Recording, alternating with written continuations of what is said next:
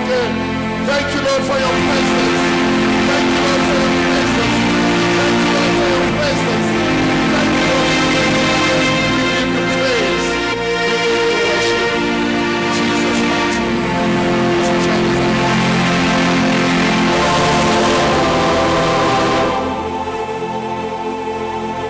Hallelujah. Seke ngabingelela bazalwane. Kubalekile bazalwane all the time ukuvula inhliziyo yakho phambi kwaNkulunkulu ukuze ungagejwa isibusiso noma ngabe usekhaya noma ngabe ukuphi noma ngabe la ebandleni. Just open your heart uthi Nkosi touch me. Hallelujah. Ukuze ungagejwa isibusiso. Hallelujah. Ngoba uhlale ready bazalwane to bless us.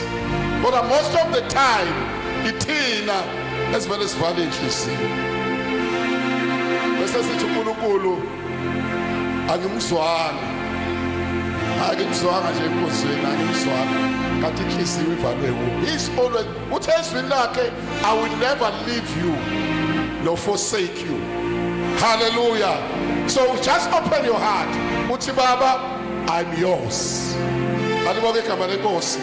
Siyabonga ke bazalwane. Ngifisa ukukhuluma nje bazalwane namhlanje ngokuthi sisinqoba kanjani isitha endleleni masivuka. Ukhona ongavukelo? Khona uthi mina lo ngasindiswa njalo kuma kuhamba kahle. Ayikho nje into isitha esingihlasela ngayo. Angiboni sandla.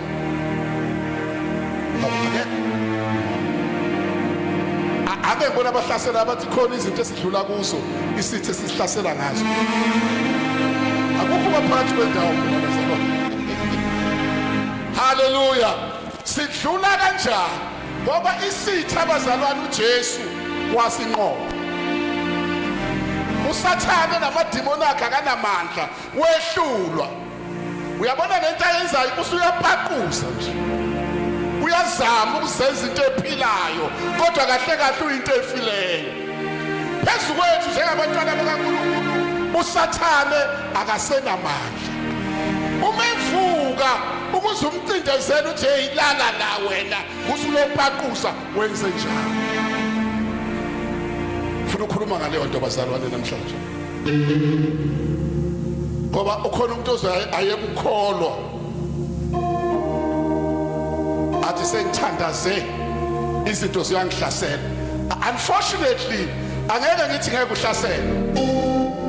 As long as isitha sekhona abazalwane sizohlaselwa.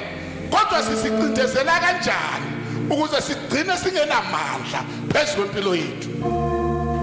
Ilokho kumele sikwazi bazalwane. Senze njani makuvuka izinto? Senze njani masivukelwa? Senze njani masihlaselwa? Senze njani masingenamsebenzi? Senze njani abantwana bethu mabengakholwa? Senze njani abayeni bethu mabengakholwa? Senze njani ingane zethu masingena kuma-drugs? Senze njani masilahlekelwa yimisebenzi? Senze njani masivukelwa abantu? Ngisho abasebandleni esikhonza nalo mabesivukela senze njani? Senze njani masihletshwa? Senze njani masisonwa? Senze njani masigqekwa? Senze njani masiqanjelwa amanga? Ulalelisise kahle ngoba this is your victory that Jesus gave you. Lokunqoba akunikeza kona kufanele siku-activate ebazalwane. Activate usuku nosuku, isekondi ngesekondi, uactivate namandla owawanikezwa ukunqoba. Uma ungawa-activate uzofa nawo. Ngicela sivulise lenkosi 1 Samuel chapter 17. Nami ngiphila kanje bazalwane. Lento engizoyikhuluma nje i-lifestyle yami. Ngiphila ngayo. And mangiyenza lento engizokhuluma ngayo ngivele ngizwe kubuya amandla. Hayi ngoba isitha singasekho. Hallelujah. Ngizwe kubuya amandla. Ngicela usifundele uverse 16 bese uyeqa ufunda u44 ugcine ku50. 1 Samuel chapter 17 verse 16.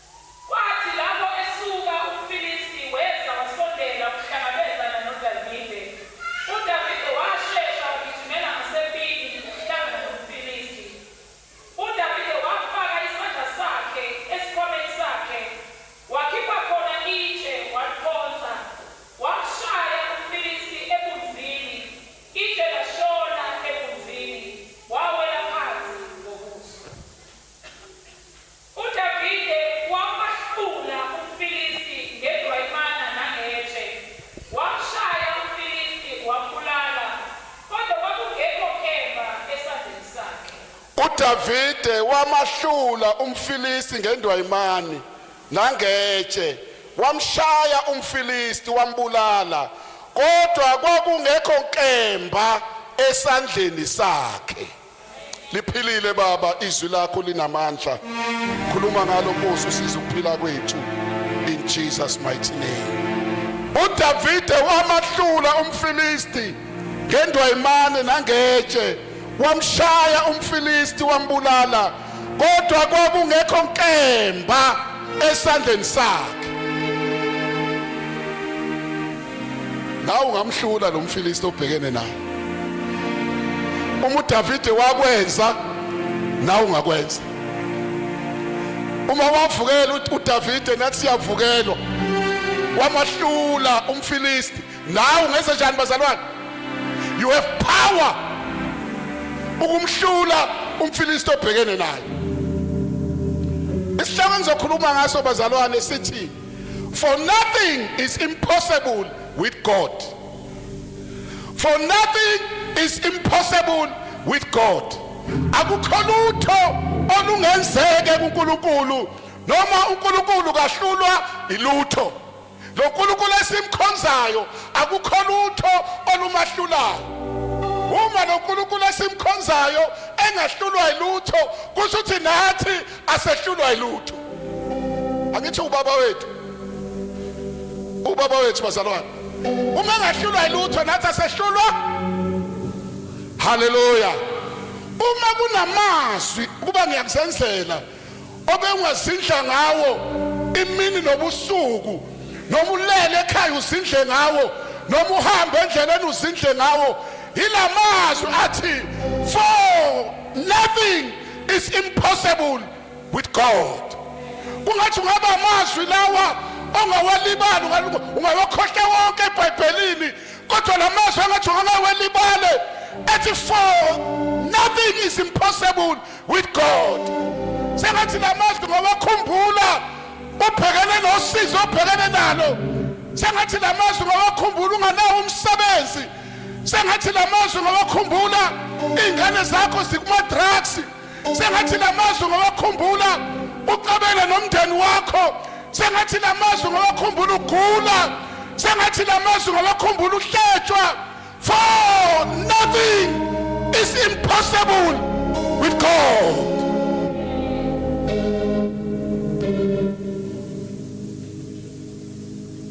Manganikeza background. The Israelites were in battlefield with the Philistine. The Philistine had their warrior Goliath, which Israelites were afraid of. They could not stand against him. Abantwana bakwa-Israyeli babesempini bela namaFilisti. Mawusempini kusekungadlali. Hallelujah. Ukufa nokuphila. AmaFilisti kuba-Israyeli babetrainiwe nabo ngempi. Hayi ukuthi kwakuthathwa nje abantu abangakwazi ukuthi kuthiwa uSawuli abahole bayimpini. Kwakuwabantu abakwaziyo ukuthi abatrainiwe. But AmaFilisti ayinesikhwakhe saziwayo. uSawuli masichaza uthi kwasemsheni bakhe waqeqeshwe ekhula waqeqeshelwa impi. Kusho ukuthi umuntu lona isikhwakhe sasaziwa ukuthi akekho umuntu ongasahlula. Abantwana bakwa-Israyeli babebhekene naleyo nkinga abababhekene nayo. Nathi bazalwane, njengoba sikholwa nje sikhona izikhwakhe esibhekene nazo. Mangakubiza ngikutshele ngikubuze ngithi awungitshela isikhwakha obhekene naso, mhlawumbe ngathatha i-hour ngihlezi nawe usangitshela izinto odlula kuzo ezibhlungu. Mhlawumbe ngeke ngikwazi ukuniqeda nonke, mhlawumbe nangenyanga eyodwa, ngenxa ukuthi izikhwakha esibhekene nazo njengabazalwane ziningi. Siyazila ukudla, siyathandaza, kodwa lezi zinto zedluli. Kodwa ngifuna namhlanje usibheke lesikhwakha obhekene naso ukuthi sizolala phansi. Sizokwenza njani bazalwane? Sizolala phansi. Lethi izwi lenkosi basempini kaMafilisti noIsrael. Lesi sikhwakha lithi iBhayibheli, for 40 days the Philistine came forward every morning, every evening, and took the stand. Lesi sithi abasempini abantwana baIsrayeli namaFilisti ivele iqhamuke lenkosi mara uGoliath yayigqoke nje emzimbeni wayo insimbi zodwa. Iqhamuka nini ekuseni, iqhamuka ntambama. Kunamazwi ayewasho, hayi ukuthi wavela qubuke nje uGoliath ame. No, mabembheka abantwana baIsrayeli bashaya uvalo, bayathuthumela, bayesaba, akekho wayekwazi ukumelana naye. Ivele isukuma inkosi malayo. Phambi kwayo khona ophethe isihlangu, ayiphathele nesihlangu. Khona ophethe isihlangu nje sokumvikela, iphethe umkhonto, iphethe zonke inhlobo zezikhali, isukume ime. Amazwi ayiwasho. He uttered the following words to Israelites: give me someone amongst you to fight. If I defeat him, you will be our slaves. But if he defeats me, we will be your slaves. These utterances scared Israelites, and no one amongst the warriors of Israel could take the challenge. Yayisukuma lelisosha lithi lalela nje banizola nathi uma ekhona phakathi kwenu onamandla kuza ukulwa nami, ngicela nimkhethe. Ishihambela ngizolwa naye. Uma ngimahlula nina bantwana bakwa-Israyeli zoba zigqila zethu, kodwa uma yena engehlula ithina soba zigqila zenu. Lithi izwi lenkosi ngesikhathi lesi sikhwakha sisukuma abantwana bakwa-Israyeli babeshawa uvalo besabe, besatshiswa amazwi. Asikalwi amazwi kuphela. Sisho amazwi ukuthi nje uma ekhona abakathestani ukuthi ke mase bephakathi kwi-battlefield kwenzeka asabashaya ngamazwi nje. uSawuli naye ukhona oHolimpi uhlezi. Lezikhwakha hamba nazo uSawuli bahleli bathuswa amazwi.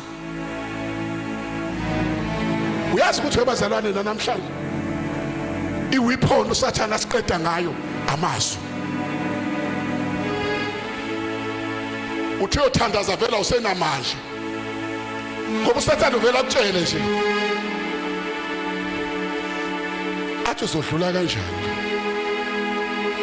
usuthandazile wazila ukudla kwenzeka lutho uzodlula kanjani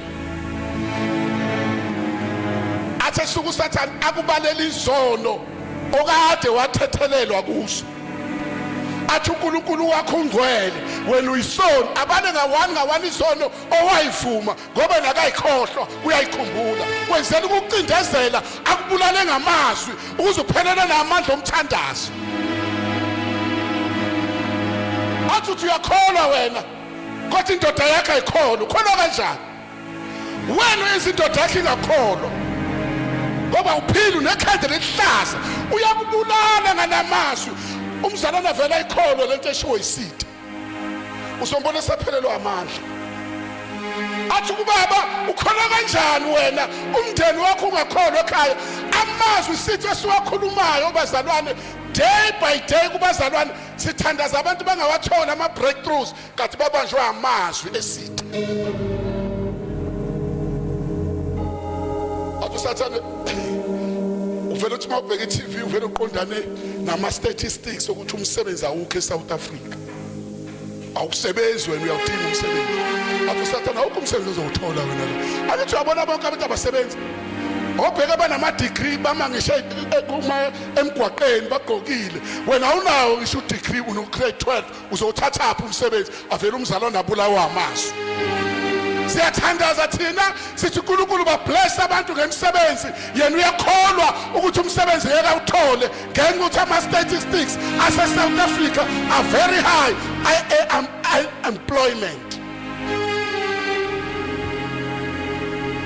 sibulawa yini bazalwane amazwi akula umuntu abe nesifo emzimbeni aye kudokotela afika amtshela athi uphethwe isifo esithize athi uSathane aselapheki lesifo uzofa akhola umzalwane ukuthi hayi izinsuku zami sebaliwe uyabuya ekhaya sesiyambona usuya lapha kulabo omasingwabusane usiyokhetha ibhokisi ngoba isitha sesewuzofa akubuza uSathane athi emlandweni wake wezwa ukuthi ukhona umuntu ophathwa lesi sifo waphila na uvuma ukuthi angazi athi nawe you are next akhola umzalwane ukuthi nami I am next uzothola amandla lapho ukuthandaza uthi emthandazweni vele usufile vele nje uqoqa ingane nonkosikazi uma ngihamba nosana nibheka ingane zami mama ngoba usutshelwe isithi ukuthi uyahamba ngishamazwi bazalwana sibulalayo sikholo uyazi ukuthi thina amadoda eshona kangaka ngizomtshela isecret uyabona omama ekhaya uthi mama ngashiya ingane zami zincane ngaka athi baba mase ngihamba wongadela ingane uthini ubaba ngifakile nemali ye-insurance mangishona ngicela ungahlali ngemali yengane zami uvuma ukufa athi mama ngiyindawo mina ngizogada ingane zami ikhule siba udokotela uma ungabheka imajority abantu abaphilayo omama obaba dololo badlala uSathane abatshela ukuthi mangihamba hayi khona mina ngiyindawo mina hayi ngiyindawo mina bazalwane ngosenithi iBhayibheli ngosenguge ngibe mpuka ekuthwele usukulalela amazwi esitha ngoba amazwi esitha aletha ubuthakathaka empilweni yakho noma usuthi uyathandaza uthandaza into ebuthakathaka kezwakala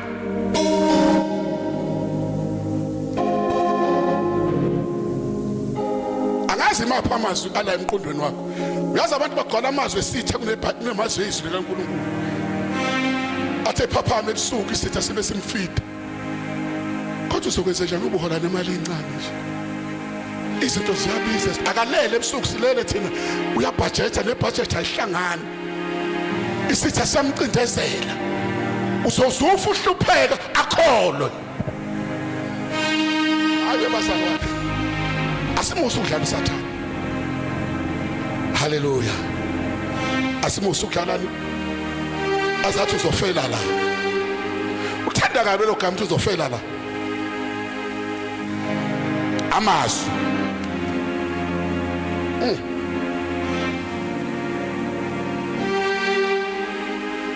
nesitha sasikhuluma lamazwi kubantwana bayiSrayeli sithi uma khona nje eninganginika yena la ngizodila naye very strong silo sihambe ngizodila naye nje very strong akithi vele sigqoke nengubo zensimbi siyaziwa futhi ngilethenda uma nje ngingambulala mina ngizoba sigqila zethu uma ngibulala naye nathi soba sigqila lithi iBhayibheli babesaba basatshiswa amazwi lawa kusabisayo nawo usabiswa amazwi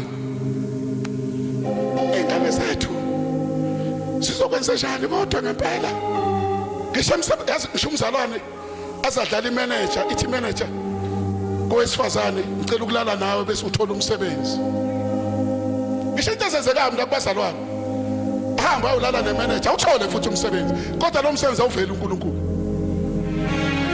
uzuvuma isetha sikudukise ngenxa ukuthi awufuni ukukholwa ilo uNkulunkulu wakho ubulawa amazwi into esibulala kakhulu ubazalana namazwi ayibulala impi yakwaIsrayeli isitha saqhanasa uyazi isitha namhlanje siqhanasa kanje ebandleni ave sikhuluma bala ngezono zayizolo libe lethi izinkosi sithethelele izono kodwa usathana sayikhumbula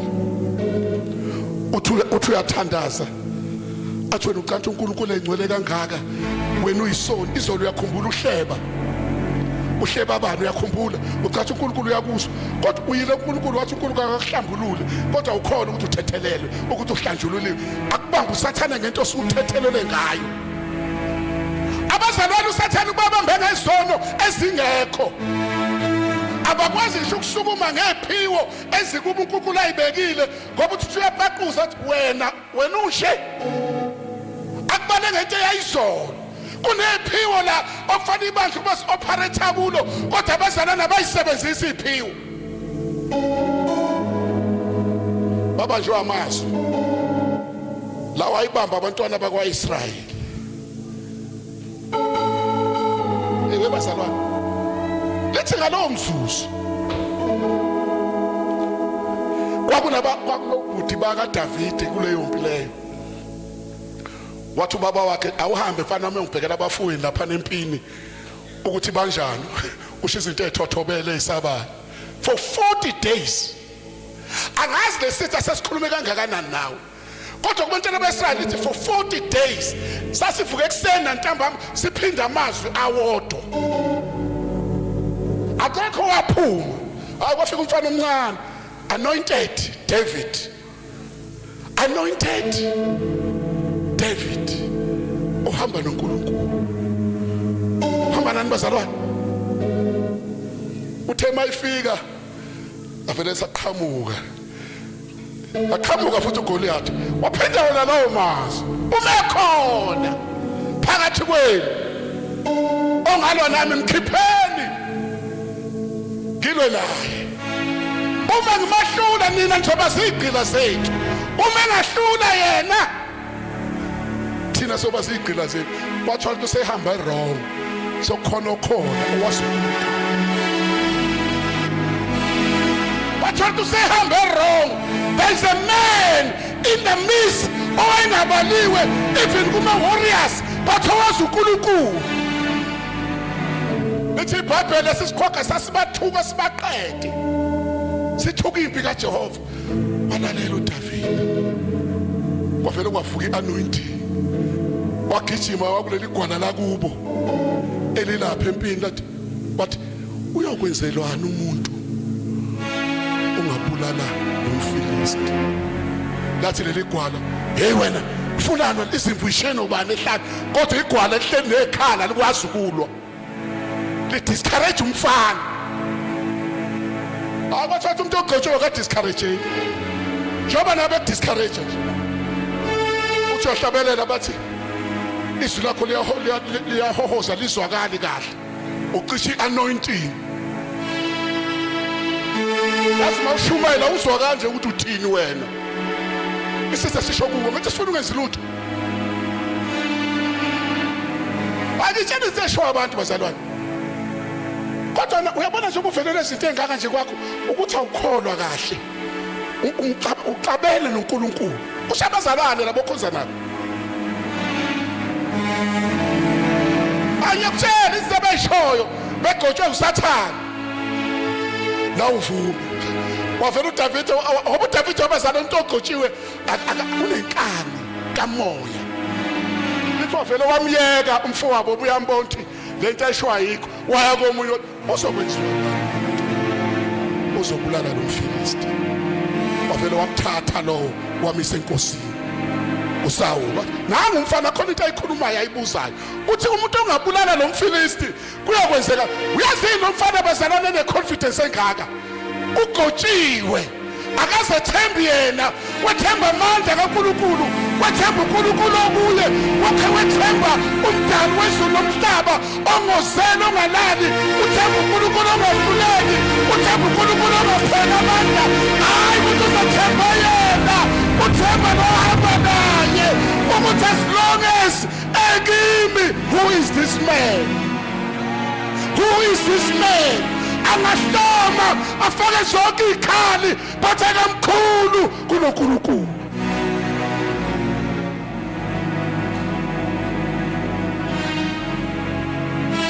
Yabona into ebhekene nayo ayinkulu kunoNkulunkulu. Ngisho mina lento obhekene nayo ayinjani bazalwane? Noma ibhizinisi lakho ungalibona lihamba kancane, imali ngeke vele utshela ukuthi yabona nje ubushanga slow uzoba fast khona manje. Khuluma nebhizinisi lakho uma ama-customer engakuthekeli uthi lalela ama-customer azongena ngobuningi bawo kuleli bhizinisi lami. Uzogcwala ama-customer ngoba singasakwazi nokubeka izinto engi-order ukuthi ngibeka kanjani. Awuzethembi wena wethembe yena. Inkinga yethu bazalwane ave sizethemba.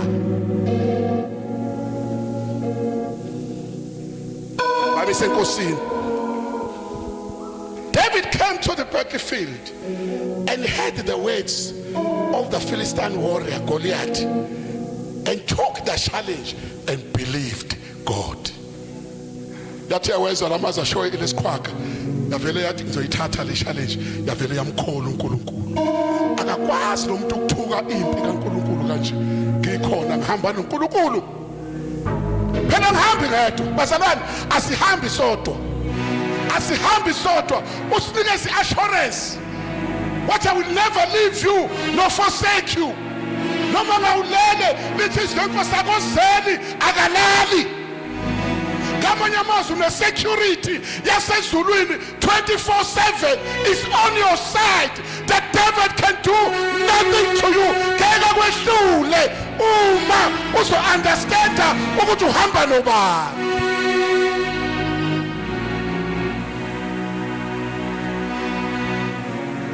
Lalela ukuthi uthini uSawule igwala, inkosi eyigwala. Uzoyizwa uma uDavid esesho ukuthi ngiyayithatha le challenge. Uthi Saul warned him that Goliath was trained from his young age. Utshela abantu bazalwane. And that David will be unable to fight him.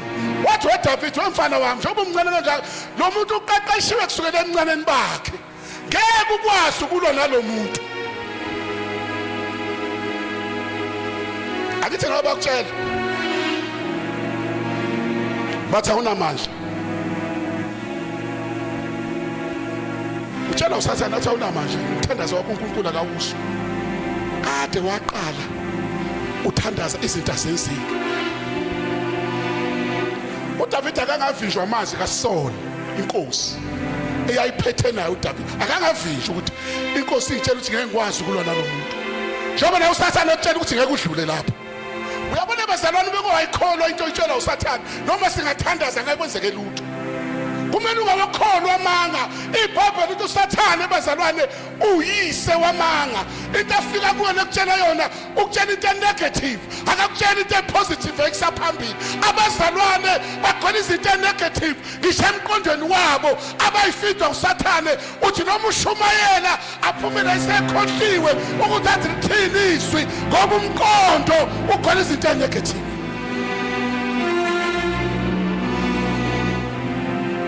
Waphendula uDavid. David responded to Saul by telling him the testimony that while I tended the sheep, the lion and the bear came and attacked the sheep, but he was able to defeat them. What in nalo mfilisi uzofana neziyezazo. Wavela uDavid wakhumbula into uNkulunkulu ayenzile lapha nehlala. Wathi lalela ke Nkosana, ngiyakuzwa ukuthi wena uyasaba. Ubothi ngeke mina lo mfilisi ngimenze lutho. Kodwa lalela ukuthi kwenzekeni ke lapha ehlala. Kwaqhamuka ibhubesi la attack izimvu. Kwaqhamuka nebhere la attack izimvu. Ngavela ngakubamba ngesandla sami ngokudwengula. Nalo mfilisi ongasokile uzofana nenye yaso ngoba akakwazi ukuthuka impi kaJehova survive. uDavid uphikisa amazwi ngamazwi. Uphikisa amazwi ngani? Uphikisa amazwi ngani? Impi inqoba ngokuphikisa amazwi ngamazwi. Ngathi uthi noma ungakhala mntaka baba ngisho ukuthi izinto ayikhalisi. Ngazolela ukuhlupheka. Vele Sathane ajabula shaya izandla athi ngambaba ukhala. Uzokhohlela ukuthandaza uyakhala. uSathane akamuva ukukhala kwakho uyajabula uzoletha more problems. Phendula amazwi ngamazwi. Phendulani bazalwane. Imaphi lamazwi azophendula ngawo? Yilabo ayitopic. uSathane noma ngawuthini ngitshela ukuthi for nothing is impossible with my God.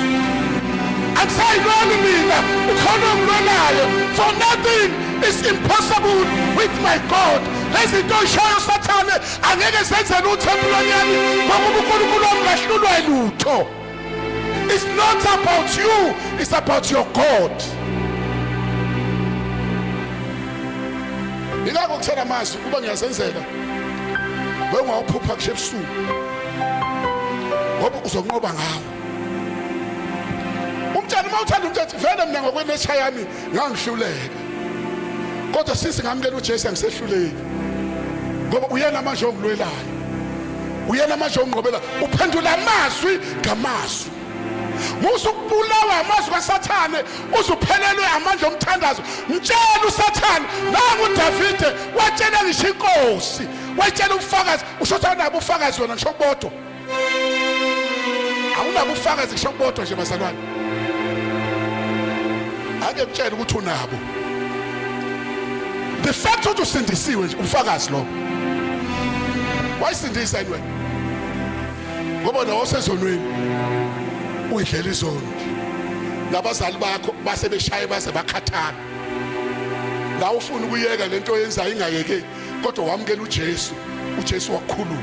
The same power uJesu akhulula ngawo is the same power azokulwela ngawo izimpi. Uma engahlulekanga uJesu ukukusindisa angeke ahluleke ukukunqobela. Phendula isitha. Uthi ngokuba kukho lutho olungenzeka eNkulunkulu wakho. uLuka 1:37. Mawuthanda umkhothelo uFirst John chapter 4 verse 4 elithi mkhulu ongakithi kulolu sizo. Uyamphendula ngoba izinto ayikhulumayo ziningi nangemphendula. Njengoba waphendula kangaka abantu. Phela wena yabona ungathatha le energy ophendula ngayo abantu uphendula uSathane ungaba isikhondla khondla.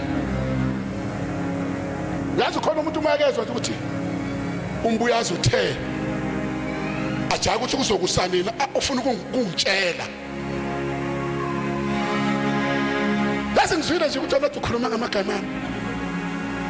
Lo muntu athi ukhuluma naye ufikile ke bazongitshela. Bekwenze njani? Abantu bayakwazi ukuphendula la bafanele baphendule khona, la kufanele baphendule khona bavala imlomo. Bezalwane, uma ufuna ukulalisa phansi uSathane, ngoba mhlambe ngenzeka ukuthi iBhayibheli akakalazi kahle, awufunde noma uLuka 1:37. Ngikunika leli verse nje. Nkosi linamathelise enhlizweni zabazalwane, enza Nkosi bazidle ngalimini ubusuku, ngoba yileli umkhonto. Leli umkhonto bazalwane sithi asilala phansi, umuke wakhotha leli nje. Awufunde lithini? Luke 1:37. Mhlambe bacathi vele ngayibhalela nje into nami ngazi ngithatha.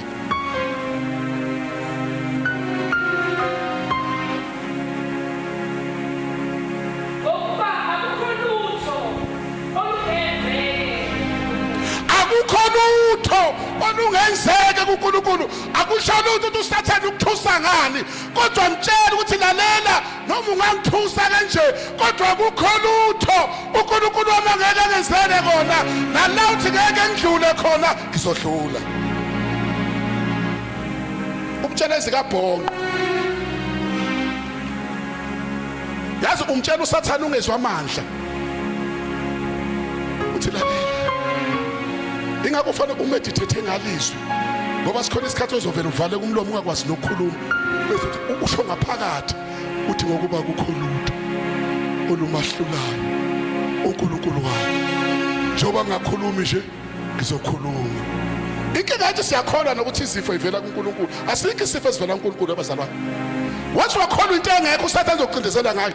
Angeke athi uJesu ngemivimbo yami liphilisiwe aphinda athathe izifo asifake zona. Ikhona into enjalo, izifo abazalwane ayiveli kuNkulunkulu, ziyisitha kithi njengabazalwane. Eyethu into i-healing, i-deliverance, i-prosperity, konke okuhle uNkulunkulu kudalela thina. Musuku sikhona isifo uzusibize ine high uzukuthi nje igama limnandi high angathi ukudla okuthize kumnandi, noma seqoqa ngaso awiloya ngibambi high mntakababa. Ay kahle speak to the high.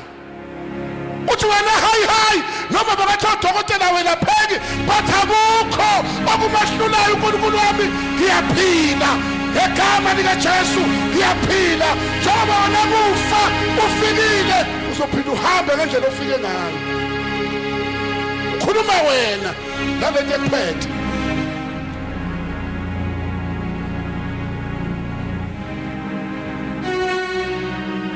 uDavide seyikhulumile bazalwane izinto eziningi.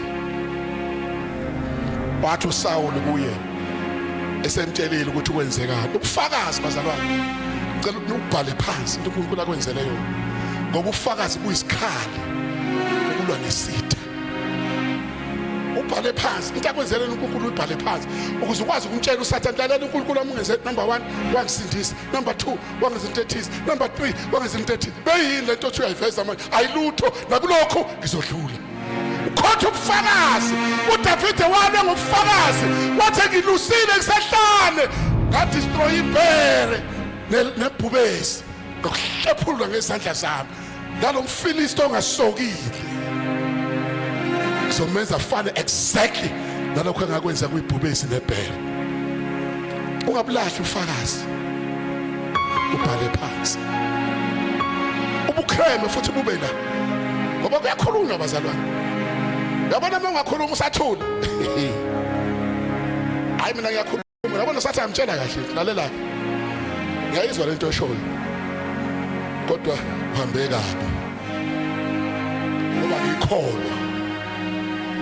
ngikholwa uNkulunkulu wami umdali wezulu nomhlaba, ukuthi nalesimo engene kuso ngizophuma. Yazi uthini izwi lenkosi bazalwane? uRomans 8:11. Awulalela ukuthi thina izwi lenkosi, uRomans 8:11. Ngicela ungifundele Romans 8:11. lalela.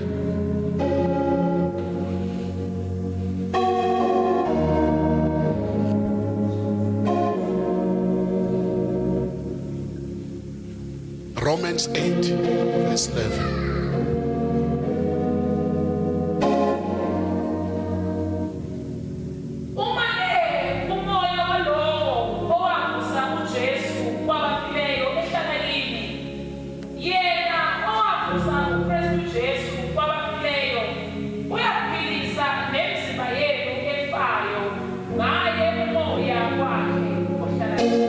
Angithi abazalwane umoya oyingcwele uhlala kithi. Angithi bazalwane. Uhlala kuphi umoya oyingcwele? Lithi izwe Nkosi ke uma umoya uJesu wavuswa ngamandla kamoya oyingcwele emathuneni. Wavuka. Because ayikho into engaphezulu kukamoya oyingcwele ngamandla wamvusa. Uthi izwe Nkosi ke bazalwane uma umoya uNkulunkulu avusa ngawo uJesu Kristu kwabafileyo ehlala kini uyakuvusa imizimba yenu efayo ngaye lowo moya. Ngamanye amazwi ayikho into ezofa empilweni yakho ibulawe isitha because wena ubumbathisiwe amandla kamoya oyingcwele. Izinto ayivuswa uwe, izinto ayivuswa umoya okuwe. Kholwa umoya okuwe, kholwa.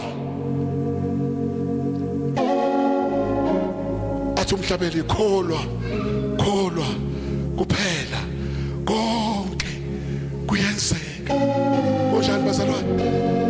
Wena kholwa kuphela ukuthi lo moyo la ukhahlela sifo, ukhahlela stress, ukhahlela BP, ukhahlela ukuswela kwemsebenzi, ukhahlela kwani lo moya okimi. I am more than the conquerors. ngoKristu Jesu ophila kimi. Ngingaphansi kwabenqobi, hayi ngamandla ami, ngayo Jesu ophila kimi. Uma uJesu ephila kuwe ungaphansi kwabenqobi, you will never be defeated. You can be tempted, but you will never be defeated. Fawazi ukuthi uhamba nobani.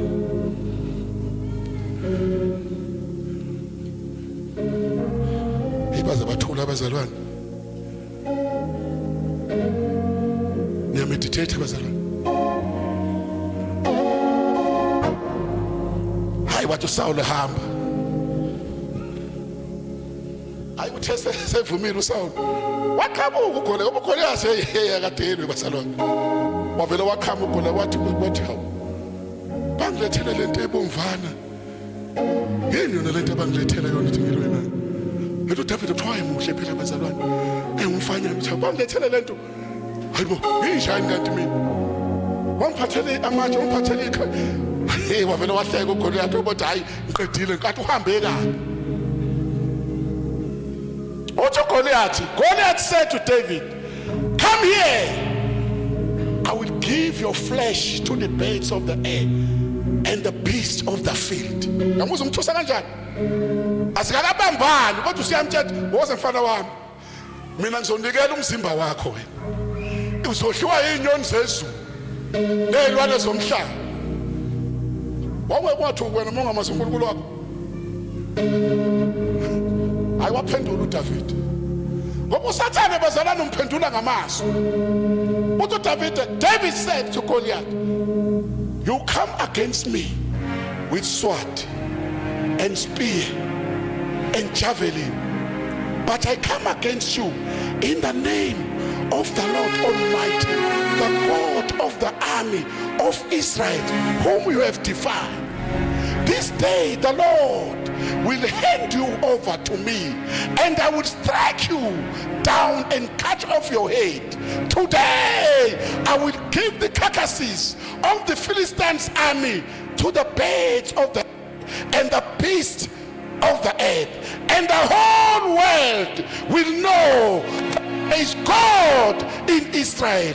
The Lord does not save by the sword or the spear, for the battle is the Lord's, and he will hand you in our hands." Pendula isitha. Siyaphendula isitha. Usakimi wena nazo zonke ikhalo ephethe.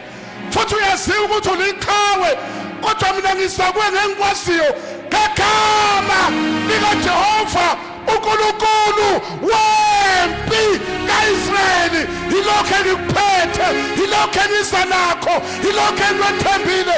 Angithembile zikhali, angithembile amandlami, ngithemba yena.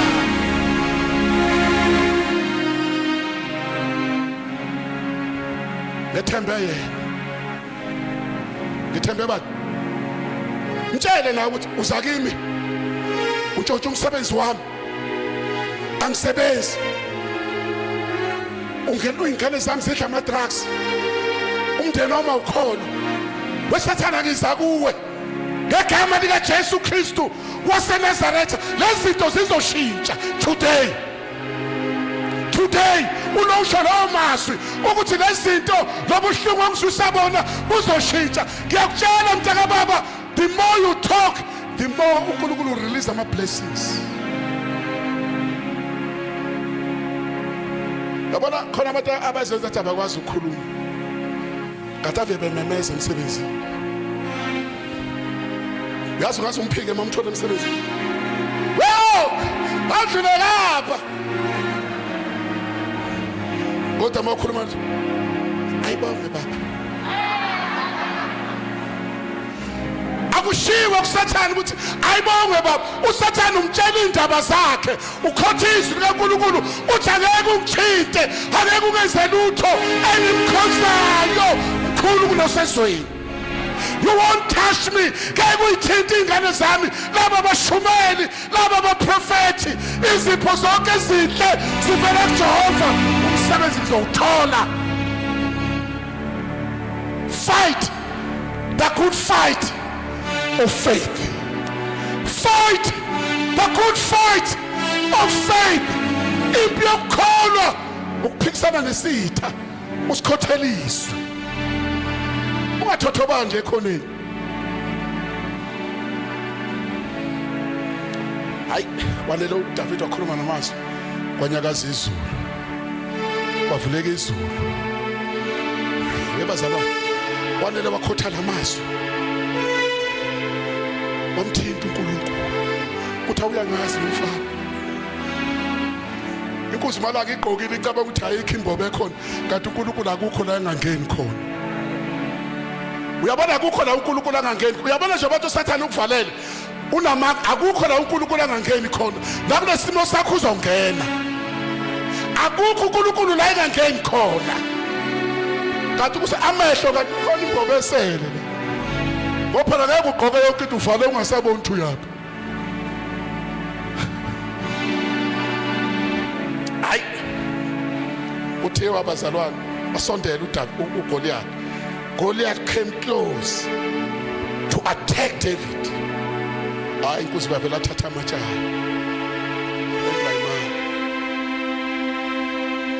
usayilawula umoya ingcwele la Goliath akabulawanga bazalwane ucathi umuntu ongakwenza ngabulala yitshe uNkulunkulu wasebenzisa itshe kwangena amandla akho kwawindoda akuthatha itshe ungishaya ubonke ngizofa yini ngime nje ngithi awulithatha uqore ngiyazi kuhlungu mhlambi ngawa kodwa ngeke ngife wayethu mfana kanti indwayimani is anointed itshe is anointed and uNkulunkulu uyasibona isikhala la itshe lizongena khona but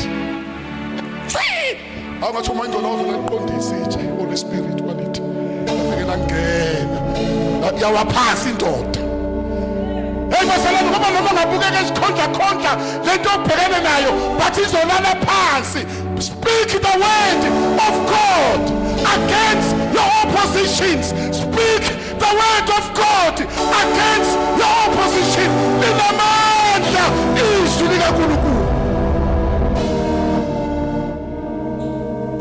ngokwathathi kancane njoba lasindisa wena nje linamandla likhaliphile awulivule lelo uyalazi likuphi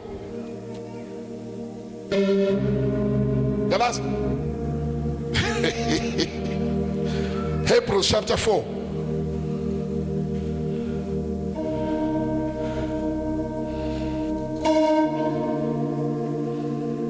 from verse 12 lalela ukuthi izwi lenzani uyabona kwalikhotha nje liyayibonela idirection akufanele iye khona and liyawazi umsebenzi okumele liwenze wena okwakho ukulikhotha uthi mkhulu ngakimi kunalesezweni lizoyibonela ukuthi lizokwenzani uthi ngokuba uNkulunkulu wami akahlulwa yilutho ukhothiswi lizoyibonela lona ukuthi lino kanjani nesitha sakho alitshelwa uwe okwakho ukulikhotha mawulikhotha uyalithumela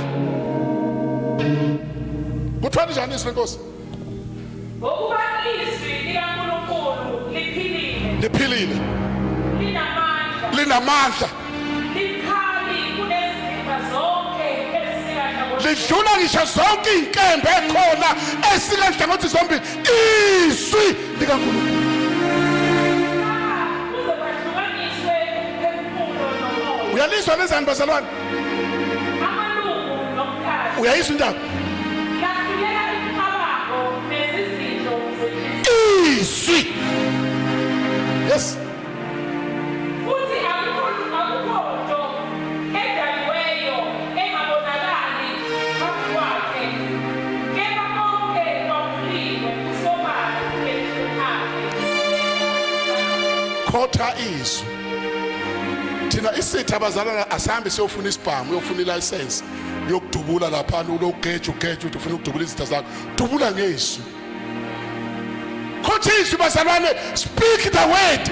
Uma kunento kumele ikhulunywe abazalwane, izwi likaNkulunkulu likhuluma ngathi uhlanya kunesimo obhekene naso. Speak the word.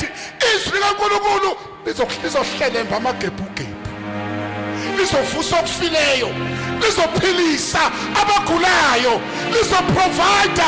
Izwi likaNkulunkulu. Speak the word. Speak the word. Speak the word. Usukhala ngoba uchitha isikhathi ngoba kufanele usathana umthanda kabi umuntu okhalayo. Uvela ifaka impama ilandelana.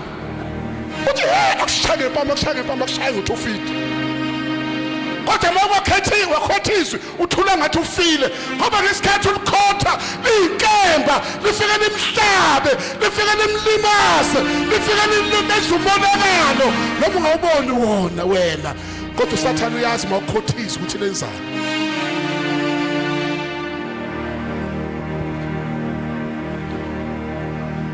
Sinqoba ngezwi. Speak the word and uzothola umphumela. David defeated Goliath with a sling and stone, without a sword in his hand, because he believed in the power of God. uDavid wamnqoba uGoliath ayingoba ephethe inkemba, ngokukholwa, ngokukhuluma. Wayikhuluma uDavid, uyawazi amazwi awasho, sithi siyakhuluma isithi aphendule, siyakhuluma isithi uyaphendula. Wena uphendule, wena uyakhala. Kwase kube nini inhlupheko? Sivele sithi asilande inhlupheko enkulu sithi ngci. Ngoba indlela yokuphuma enhluphekweni yizwi. For nothing is impossible with God. Psalms 18 verse 29. Asizwe ukuthi sihlasela kanjani.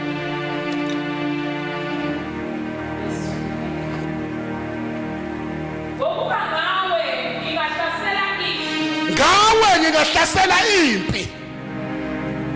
ngoNkulunkulu wami ngingenqa uga. NgoNkulunkulu wami ngisho ugane ngiyakwazi ukulweqa. Angikhathana abantu bangibekeleni, angikhathana abantu bathini, kodwa ngoNkulunkulu wami ngiyalweqa ugane. Angikhathani ngibhekene nempi engakanani, kodwa ngoNkulunkulu wami ngihlasela impi. Impi ihlaselwa ngoNkulunkulu. Lamazwi asho uDavide la uNkulunkulu esemnqobeni izitha zakhe zonke. Wabona ukuthi hawu, kanti uNkulunkulu uyakwazi ukuhlasela ngaye. Kanti uyakwazi bathi bekhuluma abantu behlangene ngawe, bathi sizomthola, beplana. Kanti bayimbele yabi ingodi. Ekuyinkinga ukukhuluma ngomuntu ohamba noNkulunkulu. Ngoba uthi ukhuluma uthi ubani kanti uyinje, kanti uzisho wena. Ngesikhathi uthi ubani uyini amazwi ayajika bheke kuwo. Ubona usuneqalekiso nje, ukhuluma ngabantu abahamba noNkulunkulu. Ubona uthandaza imthandazo ingaphendulwa, ukhuluma ngabantu abahamba noNkulunkulu. Akubheka izinto oyikhulumayo ukuthi ukhuluma ngani. Akazi noma bangawazi ukumfonela yini uHamani. Ceke inkosi abazalwane. Mhlambe bangakwazi ukumfonela uHamani le la isekhona wayisebenzela khona kwalasha. uHamani mawufunda incwadi kaEsther wayizonda uMordekhai ngoba uMordekhai wayeqhamuka kwaJuda ekholwa enza kahle. uHamani wamzonda. uHamani wayesondelene nenkosi.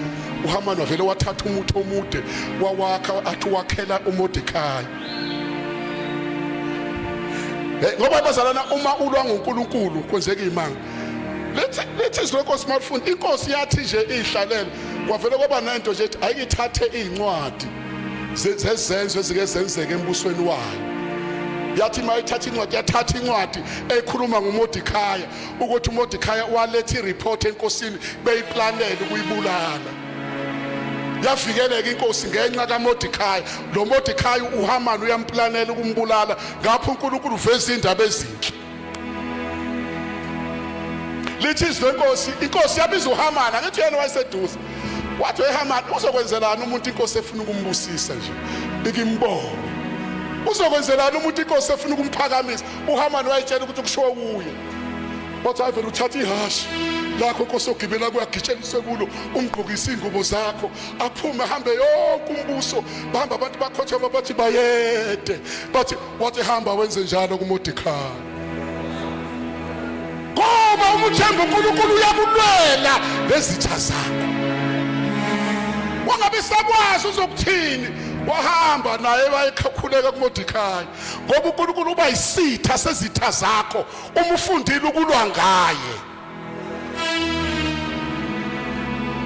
Hayi uMordekhai wathola ishansi ngoba wayesezwile ukuthi kunomuthi akhele. Wathi hayi inkosi yami uHamani ade sengakhela umuthi laphana ukungiphanyeka. Kanti angazi uHamani wenze njani ngesikhathi inkosi ingekho. Imthola inkosi usohlele eduze kombhede eduze kwankosikazi wenkosi. Inkosi wenzani unkosikazi wami? Weza uMordekhai hayi khona umuthi ade sengenzele wona inkosi lapha njengoba sesondela unkosikazi wakho ngakuhla phanyeke lo muthi ade wakhele uMordekhai. Yathi inkosi hambani imphanyeke waphanyeka kulo muthi awakhile. Uyabona nje ubukhuluma kabi ngamagama abantu uzophanyeka emazweni akho. Qhubeka nje ukhuluma amagama abantu uzophanyekwa amazwi akho. Ngoba umazi ukuthi babathandaza ukuthi bathini. Mark 9 verse 23 sengiyaqina. Eyogqina Mark 9 verse 23.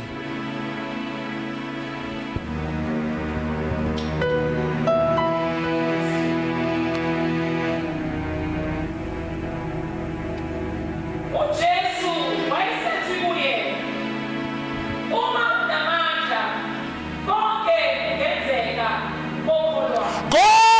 kungenzeka konjani bazalwane? Kusho uJesu konke kungenzeka kokholwa. Nakuwe lento ungadlula kuyo kholwa. Ungathi mabhekene nezimpi bese ulahla ukukholwa. Ungabulahli ukholwa kwakho ngoba konke kuyenzeka kokholwa. Asimeke nyama. Mama ungiba ngicela uze ngaphambili. Funa sikhuleke bazalwane. Asikhulekele ukuthi uNkulunkulu akangenelele kuma challenges. Asihambe bazalwane sishintshe indlela yokulwa silwe ngezwi likaNkulunkulu. But uma ungibe uzokhuleka akhulekele ukuthi uNkulunkulu angenelele kunoma yini exakile ngoba ngiyazi sonke bazalwane angeke sibize altar call oba sonke zikhona into esibhekene nazo. Uzokwenza special prayer ukuthi uNkulunkulu akangenelele empilweni yakho. God bless you.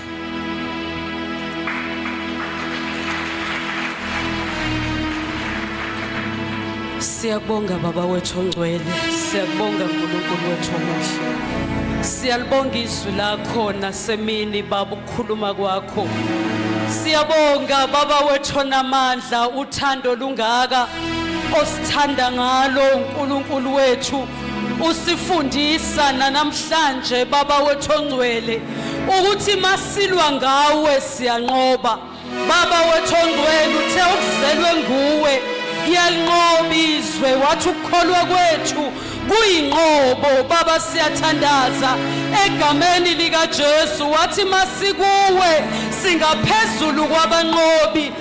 siyakhuleka baba emini egameni likaJesu siyibandla lakho uNkulunkulu wethu ukuba usifundise babukulwa silwe ngamazwi siwakhulumayo. Izwi lakho baba wethu ongcwele liyakhuluma ezwini lakho ukuthi ukuphila nokufa kusemandleni olimi. Senze sikholwe izwi lakho ukuthi noma yini esiyisho ngolimi lwethu kuyakuba njalo uNkulunkulu wethu.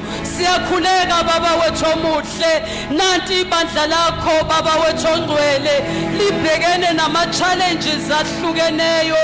Abantwana baba wethu ongcwele abanye bakuma-drugs ngenelela, abantwana baba wethu onamandla abanye bafuna imisebenzi ngenelela. Emakhaya baba wethu ongcwele imshado iyaphela ngenelela uNkulunkulu wethu. Siyathandaza baba wethu onamandla elithi izwi lakho akukho okukwahlulayo.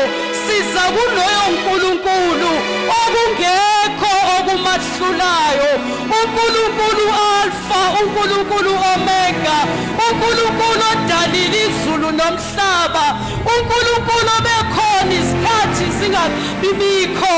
Baba wethu ongcwele siyakhuleka uNkulunkulu wethu onamandla wonke. Siyabonga baba wethu ongcwele ukuthi kuwe we are more than the conquerors. Alukho limaye endleleni yethu.